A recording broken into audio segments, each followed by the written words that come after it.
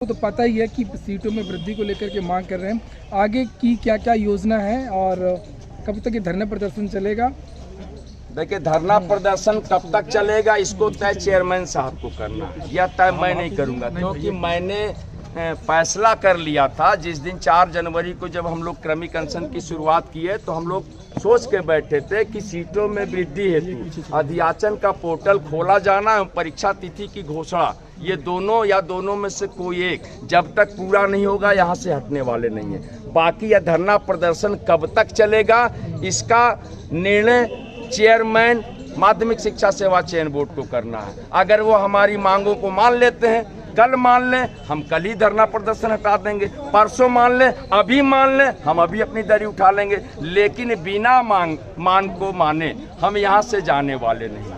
अभी तक कोई वार्ता की गई कि इसके बीच में जो सचिव वगैरह से जो बातचीत हुई उसका क्या? धरना पे जब हम बैठे क्रमिक अनशन में, उसके बाद से लगभग 3 बार डिप्टी सचिव माध्यमिक शिक्षा सेवा चयन बोर्ड से वार्ता हो चुकी है, लेकिन डिप्टी सचिव साहब की भी भूमिका और स्थिति वही है, काठ के उल्लू की तरह। न उनके पास कोई अधिकार है, न कुछ वो दावा कर पाते हैं। वो एक मैसेंजर की भांति हैं, सेतु का कार्य कर रहे हैं प्रतियोगी छात्रों और चेयरमैन के मध्य। सबसे बड़ी बात यह है कि चेयरमैन साहब ने पिछले अपने कार्यकाल में एक बनाया था अपना खुद का नियम कि अगर कोई प्रतियोगी छात्र असंतुष्ट होता है, डिप्टी सचिव से मिले या सचिव से मिले, वहां से अगर असंतुष्ट होता है तो वह अध्यक्ष से मिलने के लिए ज्ञापन दे सकता है। मैं 3 बार मिला हूं और उन्हीं के बनाए हुए नियम के आधार पर मैंने डिप्टी सचिव साहब से कहा भी कि चेयरमैन साहब ने कहा है कि असंतुष्ट रहने पे आप हमसे आइए मिलिए, तो मैं आपकी बातों से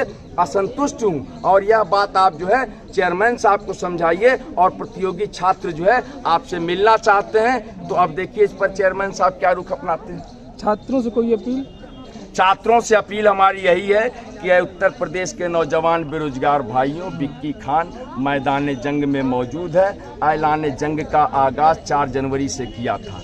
आप सबकी मौजूदगी हमारी ताकत बनेगी। हम क्रमिक अनशन की शुरुआत कर चुके हैं और एक पवित्र कार्य के लिए किए हैं, जो कि सीटों में वृद्धि के लिए अध्याचन का पोर्टल खोला जाना, परीक्षा तिथि की घोषणा, ये हमारी जिंदगी का मकसद है। इसी के लिए हम तमाम प्रतियोगी छात्र भाई अपने अपने ज़िलों में और अपने अपने ज़िलों से आके प्रयागराज की धरती पर रह के अपने सपनों को बुनने का कार्य करते हैं। तो इस महान लड़ाई में, जो एक तरह से मैं कह सकता हूं कि प्रतियोगी छात्रों और चेयरमैन के बीच युद्ध की स्थिति है, ऐसी लड़ाई में आपका सहयोग अपेक्षित है। आपको आना चाहिए।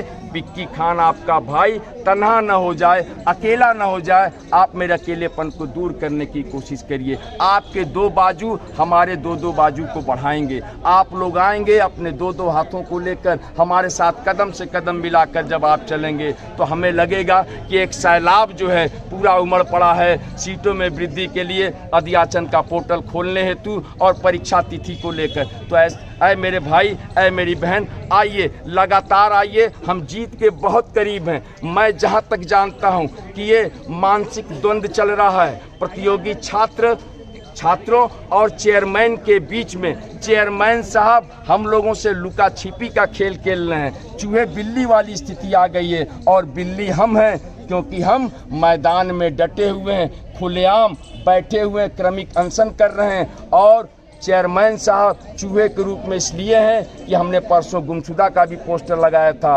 पिछले 10 दिनों से वह चयन बोर्ड पर भी नहीं आ रहे हैं। तो मेरी स्थिति ये है कि हम लोग उनको तलाश करने के लिए भी जो है पूरी अपील की है उत्तर प्रदेश के लोगों से। तो है मेरे भाई, धरना स्थल पे आइए, लगातार आइए, सिलसिलेवार आइए। आपका आना हमारे लिए बेहद ज़रूरी है। आप आएंगे तो हम अपने मकसद में कामयाब हो जाएंगे। अगर आप नहीं आ पाएंगे तो ये मान के चलो मेरे भाई, ये लड़ाई फिर दूसरा कोई नहीं लड़ पाएगा। बहुत बड़ी लड़ाई है मेरे दोस्त। 4000 सीटों को 24,000 कराने की लड़ाई है और इस मुहिम में साथ दीजिए। 24,000 सीटें होंगी तो नौकरी आपको भी मिलेगी, 24,000 सीटें होंगी तो नौकरी हमको भी मिलेगी। हम सब भाइयों को एक एक नौकरी मिल जाएगी। हमारे सपने अरमान पूरे हो जाएंगे। आएंगे। इस मुहिम में मेरा साथ दीजिए। उत्तर प्रदेश के तमाम बेरोजगार भाइयों बहनों से अपील करता हूं कि हमारा कल 11वां दिन क्रमिक अनशन का रहेगा। हम कल भी रहेंगे, हम परसों भी रहेंगे। हम अपने अंदर इतना मजबूत इरादा लेकर बैठे हैं कि जब कार्यालय बंद है तब भी हम आ रहे हैं, क्योंकि हम अपने एक एक दिन की कीमत को पहचान रहे हैं और एक एक दिन जाया नहीं जाने देंगे। तो आप लोगों को भी सोचना है कि आइए, निकलिए अपने अपने घरों से, आना पड़ेगा, क्रमिक अनशन को सफल बनाना पड़ेगा। आपकी बात है, आपके हक की लड़ाई है। आप नहीं आएंगे तो आपकी आवाज़ कौन सुनेगा? क्योंकि आपको अगर अपनी आवाज़ सुनानी है तो ताकत के रूप में एक जगह एक साथ क्रमिक अनशन पर इकट्ठा होकर कदम से कदम मिलाकर अपनी ताकत का एहसास कराइए और चेयरमैन माध्यमिक शिक्षा सेवा चयन बोर्ड को घुटना टेकने पर मजबूर कर दीजिए।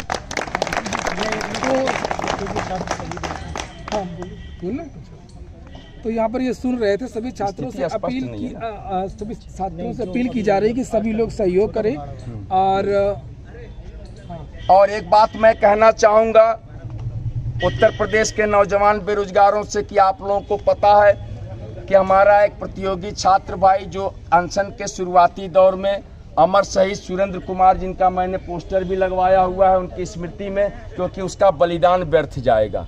अगर हम अपना जो हक शुरू किए हैं, जो लड़ाई शुरू की है, उसको पूरा नहीं करेंगे तो उस बेचारे का बलिदान व्यर्थ चला जाएगा। 8 तारीख को उसकी तबीयत खराब हुई है, 9 तारीख को 8:30 बजे उसकी मृत्यु हो गई। 5, 6, 7 मेरा बेरोजगार भाई लगातार क्रमिक अनशन पर आ रहा था और अपनी मौजूदगी दर्ज करा के एक ताकत देने का काम कर रहा था। और जो है ठंड लगने की वजह से अनशन स्थल पे उसको जो है एसआरएन अस्पताल में भर्ती कराया गया, जहां 9 तारीख को उसकी मृत्यु हुई है, उसका निधन हुआ है। बड़े अफसोस की बात है। लेकिन मैं कहना चाहूँगा उत्तर प्रदेश के बेरोजगारों से, सुरेंद्र कुमार का निधन, उसका बलिदान हम खाली नहीं जाने देंगे। हम चयन बोर्ड के अध्यक्ष महोदय को यह दिखा देंगे कि नहीं, अगर हमारा अनशनकारी भाई यहाँ से अगर चला गया है तो उसके सपनों को हम पूरा करने के बाद एक सच्ची श्रद्धांजलि अर्पित करेंगे।